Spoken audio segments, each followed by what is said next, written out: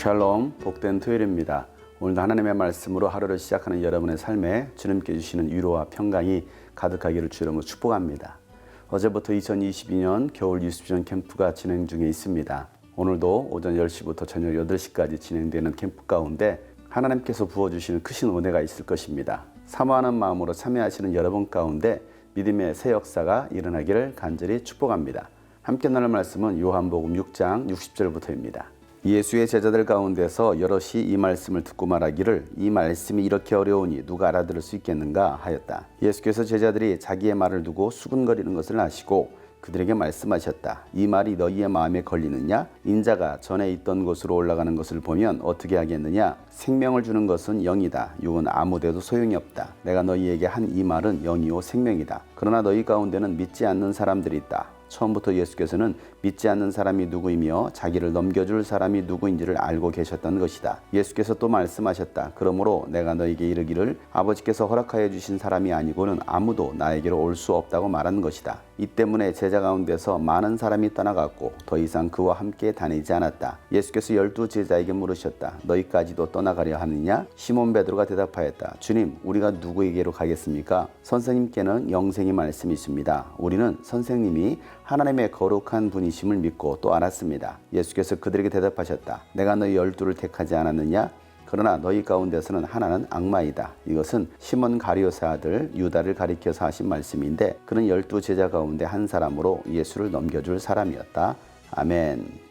예수님은 예수님을 따라온 수많은 무리들 가운데 예수님의 살과 피를 먹고 마셔야만이 마지막 때에 그들을 살릴 수 있다고 말씀하셨습니다. 예수님의 살이 생명의 빵이고 예수님의 피는 참된 음료였습니다. 예수님의 살과 피를 먹고 마셔야 된다는 이 말씀을 들었던 많은 사람들, 특별히 예수님을 따랐던 제자들이 있었습니다. 12 제자만 있었던 것이 아니라 많은 다른 제자들도 있었습니다. 그들이 이 말씀을 듣고 예수님의 말씀이 이해가 되지도 않고 너무 어려워서 누가 이런 말씀을 알아들을 수 있겠는가 하면서 수군거리기 시작했습니다. 예수님의 제자가 되겠다고 따라왔지만 그들은 영적이지 않았던 것입니다. 예수님께서 하신 이 영적인 말씀을 그들은 전혀 깨닫지 못하고 육적으로만 듣고 육적으로만 해석하려고 했던 것입니다. 오늘날도 마찬가지입니다. 영적인 말씀, 생명의 말씀을 선포할 때에 그 말씀을 듣고 깨닫는 사람이 있는가 하면 그 말씀을 도무지 이해하지 못하고 믿지 못하는 사람들이 있습니다. 예수님은 하늘로부터 왔고 또 하늘로 올라가실 것에 대해서 말씀하고 계십니다. 우리에게 생명을 주는 것은 육이 아닙니다. 바로 영인 것입니다. 육은 잠시 이 땅에 살다가 벗어 던져버릴 것들입니다. 7, 80년을 살고 오래 살면 120년을 살게 되는 것이 바로 육체인 것입니다. 우리는 이 썩어 없어질 육체를 위해 살아가는 사람들이 아닙니다. 우리는 영적인 존재들입니다. 그렇기 때문에 이 영을 살리는 생명의 말씀을 먹어야만이 우리는 살 수가 있는 것입니다.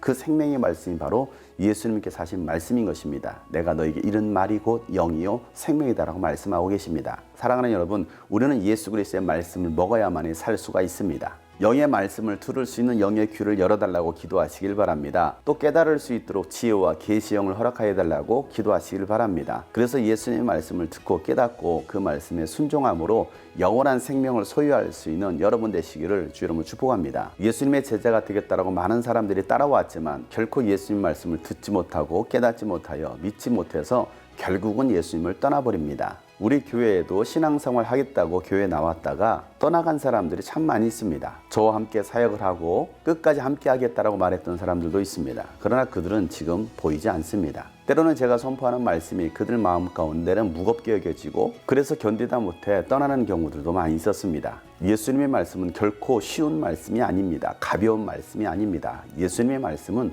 무거운 말씀입니다. 쉽게 듣고 지키고 따라갈 수 있는 말씀이 아닙니다. 그럼에도 불구하고 예수님의 말씀이 영생의 말씀, 생명의 말씀이기에 우리는 그 말씀을 내 마음에 새기고 그 말씀대로 살아가려고 몸부림쳐야 되는 것입니다.